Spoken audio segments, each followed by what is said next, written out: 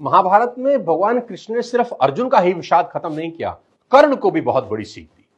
महाभारत में कर्ण भी भगवान कृष्ण को अपनी व्यथा सुना रहे हैं कि मेरी मां ने मुझे जन्म देते ही त्याग दिया, आचार्य द्रोण ने मुझे शिक्षा देने से मना कर दिया क्योंकि उनकी नजर में मैं क्षत्रिय नहीं था। द्रौपदी के स्वयंवर में मुझे अपमानित किया गया कि मैं राज परिवार का हिस्सा नहीं हूं। मुझे पूरे जीवन अपमान का घूंट पीना पड़ा। कर्ण पूछते हैं, केशव मेरा क्या अपराध था? भगवान कृष्ण जो कर्ण को जवाब देते हैं, मुझे ऐसा लगता है कि यह जवाब 1000 करोड़ टीचिंग के बराबर है। यह जवाब सीखने के बाद आदमी के पास हर सवाल का जवाब मिल जाएगा। जी हां, कृष्ण मुस्कुराते हैं और जवाब देते हैं कि हे सूर्यपुत्र, मेरा तो जन्म ही कारागार में हुआ।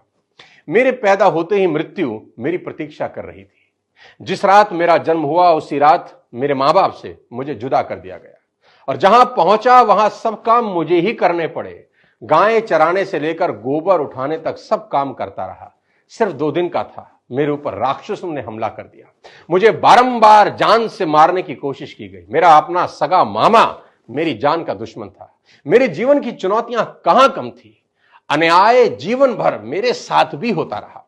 कृष्ण कर्ण को समझाते हुए बड़ी बात कह रहे हैं जो हमें सीखने की जरूरत है कि जीवन में आपका अपमान होता है, यह इंपॉर्टेंट नहीं है। इंपॉर्टेंट यह है आप उस अपमान का जवाब कैसे देते हैं। कर्ण जीवन भर अपने अतीत की कड़वाहट से भरे रहे, पर कृष्ण कभी अपने अतीत पर आरोप नहीं लगाते।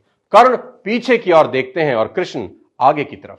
कुदरत ने दोनों के साथ अन्याय किया, पर कर्ण यह अन्याय कभी भूल नहीं पाए और कृष्ण को यह अन्याय कभी याद नहीं आया। एक ने अपने आप को क्रोध के विष से भर लिया और हीन भावना से भर लिया और दूसरे ने स्वीकृति के अमृत से। दोनों में अगर कोई अंतर था तो वो एक्सेप्टेंस का था।